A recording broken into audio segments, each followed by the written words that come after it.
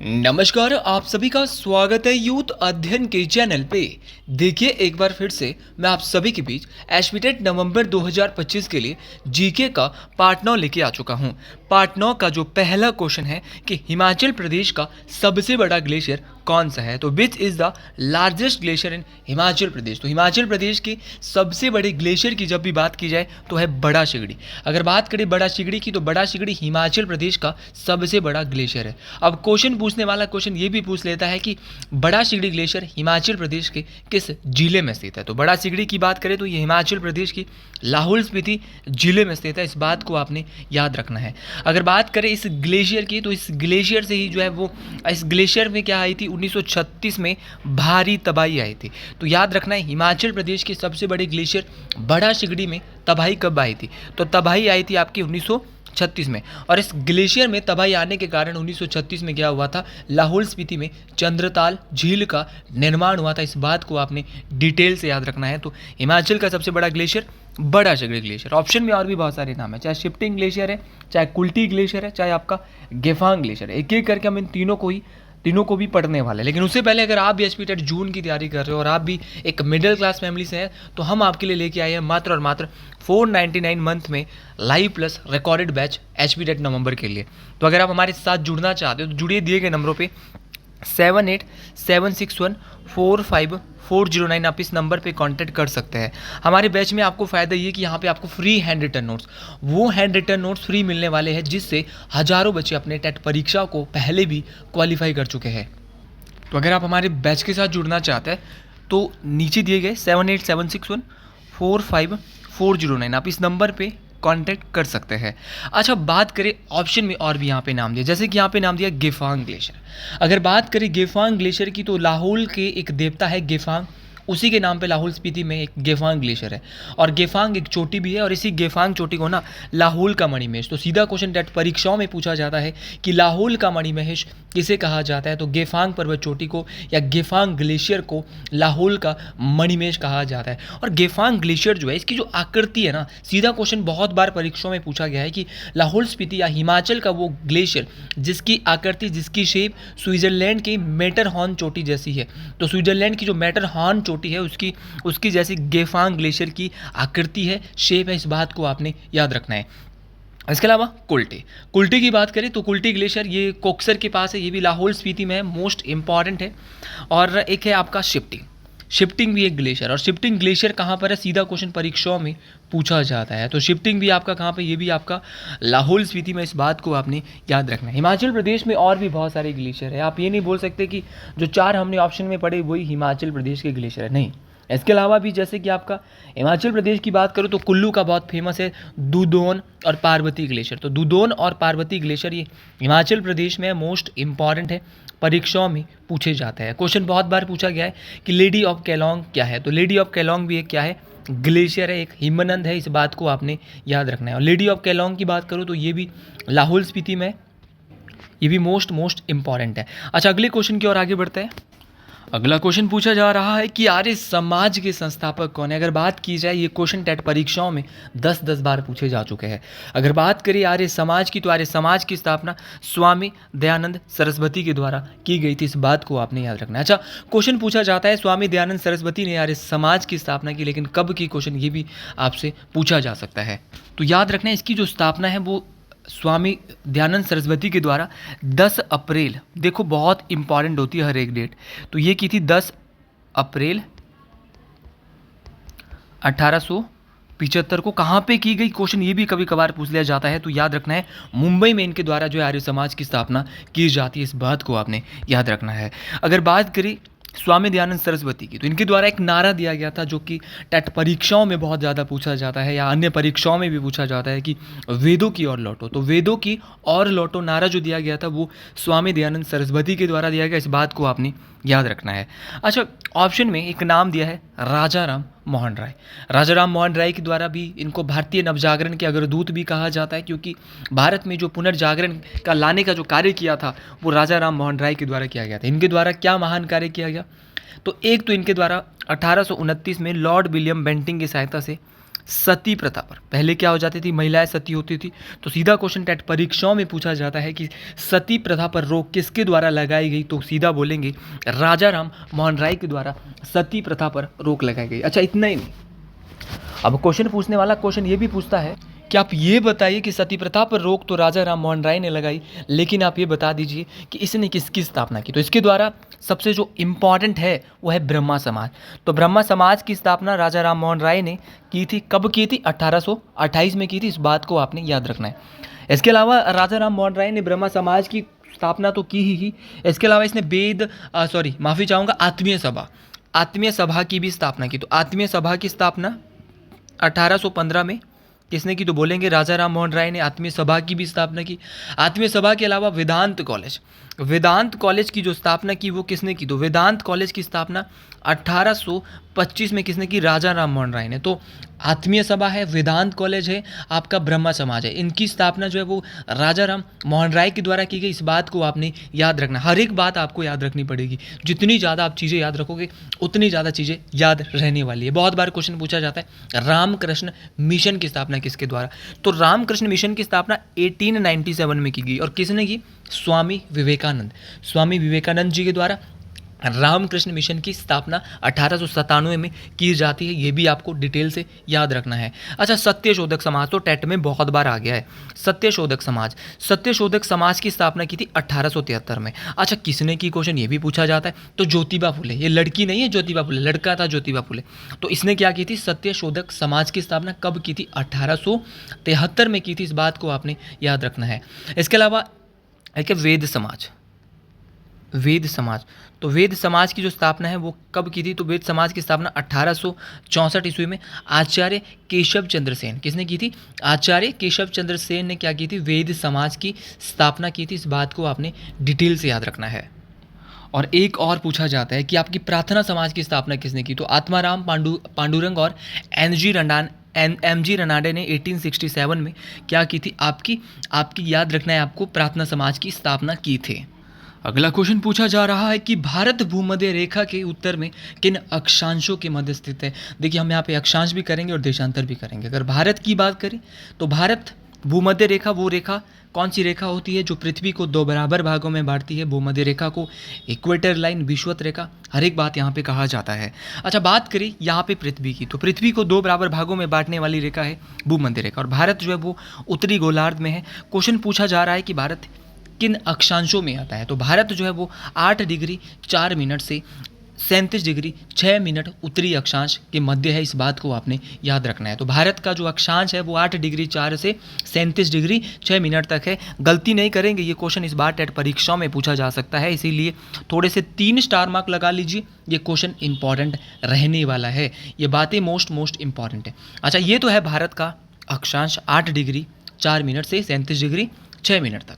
लेकिन अगर भारत का देशांतर पूछा जाएगा तो देशांतर में ये तो है लैटिट्यूड, लेकिन अगर लॉन्गिट्यूड की बात करें, लॉन्गिट्यूड होता है जो रेखाएं लैटिट्यूड लाइंस होती है जो ग्लोब पर पूरब से पश्चिम खींची होती है, उनको अक्षांश रेखाएं कहते हैं। और जो आपके उत्तरी ध्रुव से दक्षिणी ध्रुव, उत्तर से दक्षिण खींची गई रेखाएं होती है उनको देशांतर रेखाएं, जो कि आगे मैं बताऊंगा, समय का निर्धारण भी आपको करेगी। तो याद रखना, जो भारत का देशांतर है वो 68 डिग्री 7 मिनट से 97 डिग्री 25 है। तो कितने देशांतर में, तो भारत पूर्वी देशांतर में 68 डिग्री 7 पूर्वी देशांतर से 97 डिग्री 25 पूर्वी देशांतर में स्थित है। ये बात भी आपको डिटेल से हर एक बात याद रखनी है, हर एक बात। अभी मैंने पहले अक्षांश बोला, फिर जाके क्या बोला, देशांतर बोला, और हर एक बात मोस्ट इंपॉर्टेंट है। भारत की बात कर रहे हैं और अक्षांश देशांतर की बात हो रही है, तो क्वेश्चन सीधा एक और पूछा जाता है कि भारत कितने डिग्री देशांतर में स्थित है। भारत जो है, भारत का जो समय है, भारत का जो मानक समय जिसको आप कहते हैं IST,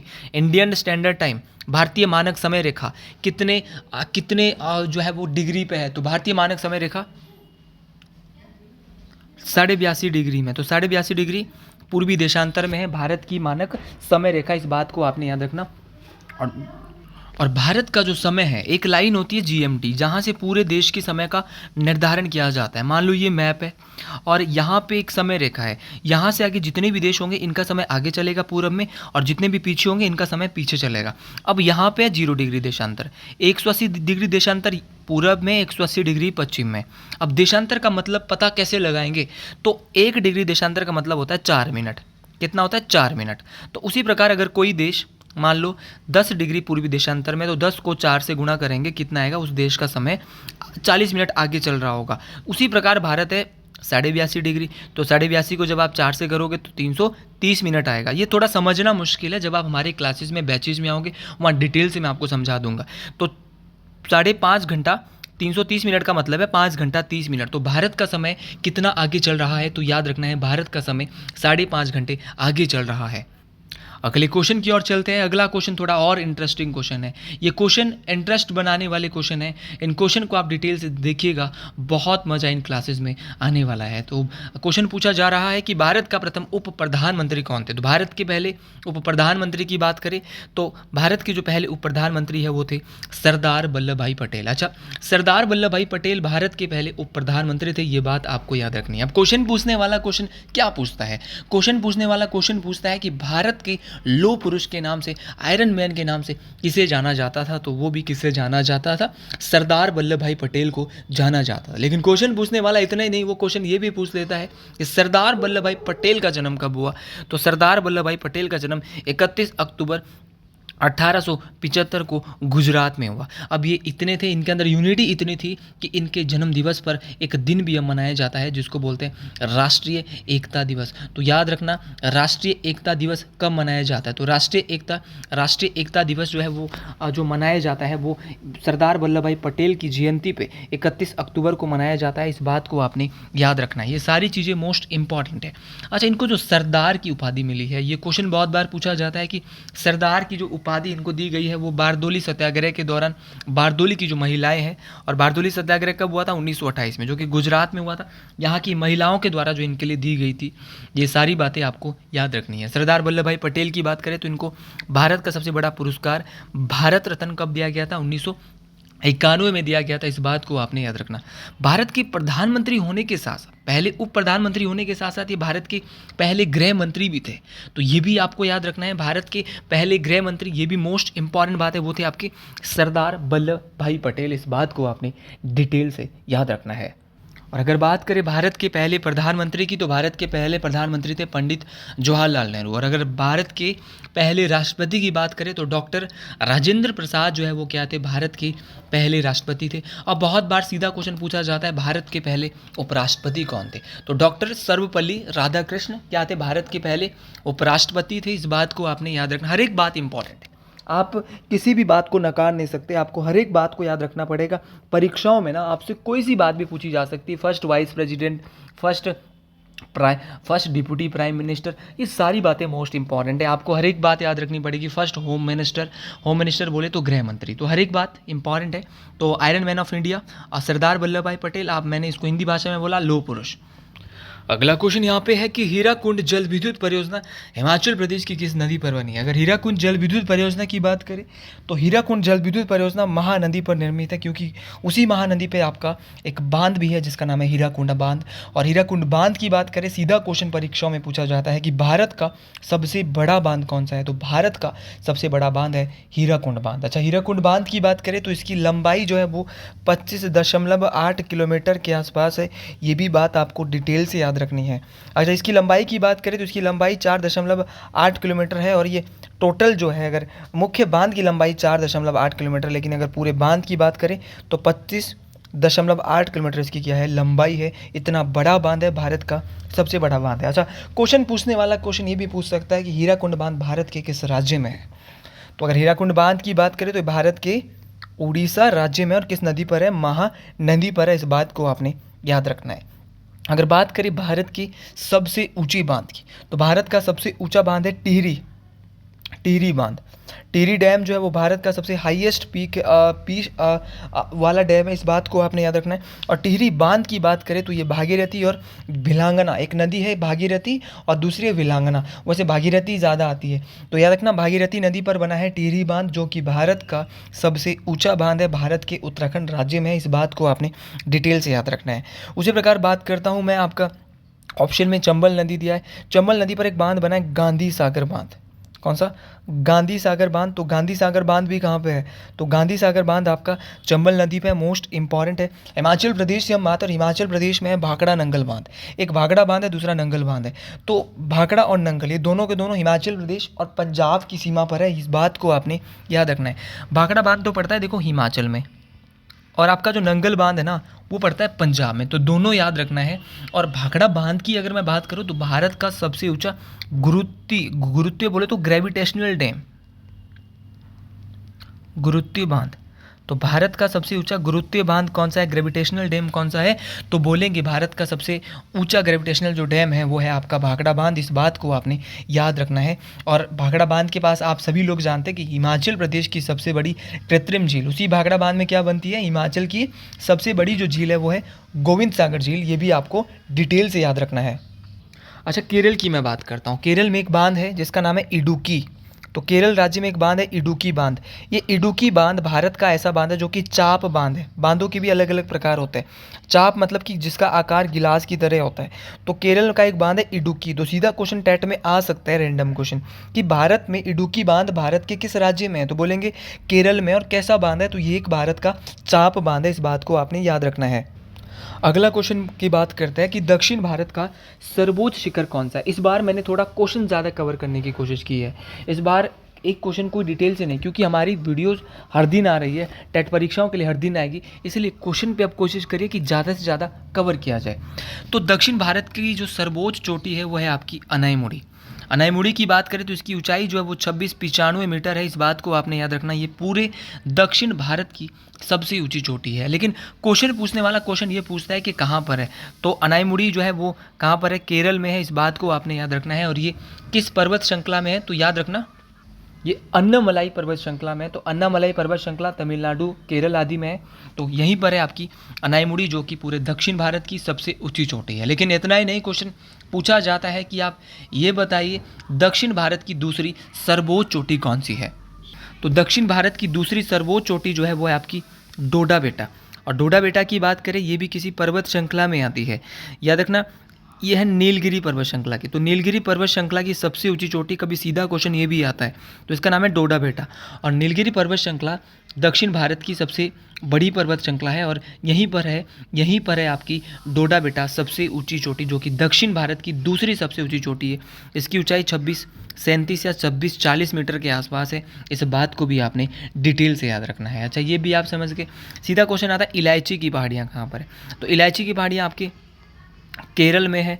अब क्वेश्चन सीधा पूछा जाता है कि महेंद्रगिरी और आपकी सह्याद्री पर्वत, तो महेंद्रगिरी भी एक पर्वत चोटी है जो कि भारत के उड़ीसा राज्य में पड़ती है, महेंद्रगिरी चोटी।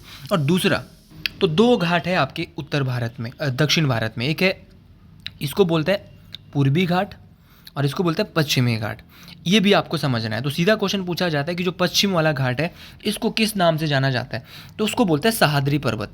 तो सह्याद्री पर्वत है आपका, पश्चिमी घाट को कहा जाता है सह्याद्री पर्वत। और सीधा क्वेश्चन पूछा जाता है कि पूर्वी घाट को क्या कहते हैं, तो पूर्वी घाट को कहते हैं महेंद्रगिरी पर्वत, इस बात को भी आपने डिटेल से याद रखना है।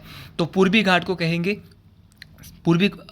कहेंगे महेंद्रगिरी और पश्चिमी घाट को कहेंगे सह्याद्री, दोनों बातें ये भी आपको याद रखनी है। ये सारी बातें मोस्ट इंपॉर्टेंट है। विश्व की सबसे ऊंची चोटी कौन सी है, तो अगर विश्व की बात करें तो विश्व की सबसे ऊंची चोटी माउंट एवरेस्ट है, जिसकी ऊंचाई 8848.86 मीटर है, इस बात को आपने याद रखना है। ये चोटी जो है माउंट एवरेस्ट जो चोटी है वो नेपाल में स्थित है, लेकिन माउंट एवरेस्ट को नेपाल में माउंट एवरेस्ट नहीं कहा जाता।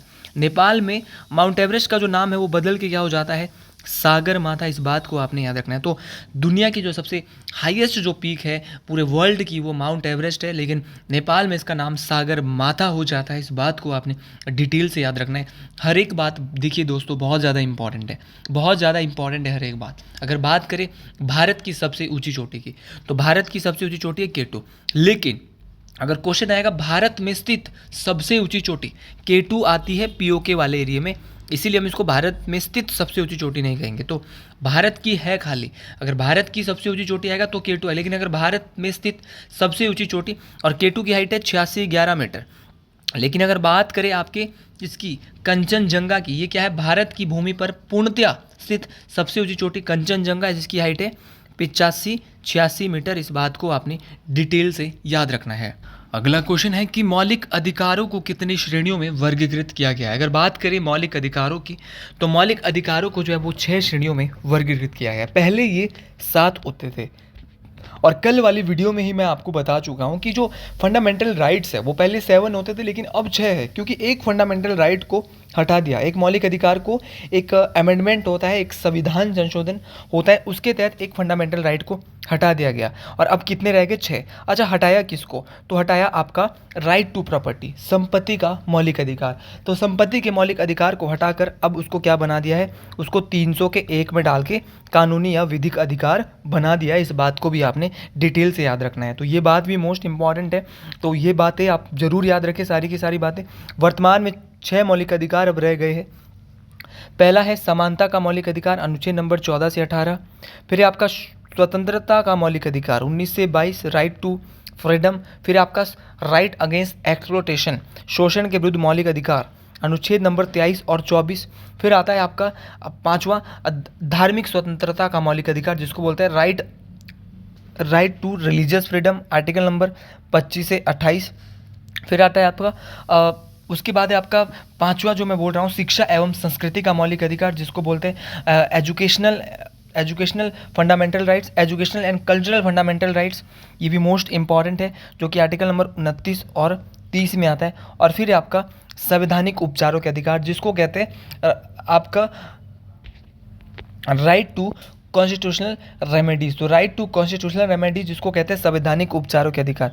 तो भारत के किस संविधान को संविधान की आत्मा और हृदय कहा गया है, किस मौलिक अधिकार को, तो भारत का जो आपका याद रखना है आपने, बहुत इंपॉर्टेंट है, भारत का ऐसा मौलिक अधिकार तो है ये कौन सा है, तो आपको ये बात याद रखनी है, यह आपका बहुत इंपॉर्टेंट है, यह आपका आर्टिकल नंबर 32। तो आर्टिकल नंबर 32 को डॉक्टर भीमराव अंबेडकर ने भारतीय संविधान का क्या कहा है, आत्मा और हृदय भी कहा है। इस बात को आपने डिटेल से याद रखना है। हर एक बात देखो दोस्तों बहुत इंपॉर्टेंट होती है, आप किसी भी बात को नकार नहीं सकते। और आर्टिकल नंबर 32 में ना 5 प्रकार की रिट भी बताई गई है। कितने प्रकार की रिट, 5 प्रकार की रिट बताई गई है, जो कि आपकी सबसे पहले अगर मैं आपको बोलूं तो 5 प्रकार की रिट कौन कौन सी है, तो 5 प्रकार की रिट जैसे कि आपका हैबियस कॉर्पस हो गया, मैंडामस हो गया, क्यू वारंटो हो गया, आपका सेरिटरी हो गया, प्रोहिबिशन हो गया। हिंदी में बोलूं तो बंदी प्रत्यक्षीकरण हेबियस कॉर्पस को बोला जाता है, परमादेश को मैंडामस बोला जाता है, अधिकार परीक्षा को क्यू वारंटो बोला जाता है, और प्रेक्षण को सेरिटरी बोला जाता है, और प्रतिषेध को प्रोहिबिशन बोला जाता है। तो आज के लिए इतना ही। आपको भी मेरी वीडियो पसंद आई है तो कमेंट बॉक्स में जरूर लिखिएगा। हर हर महादेव, जय हिंद, जय हिमाचल प्रदेश, हर हर महादेव।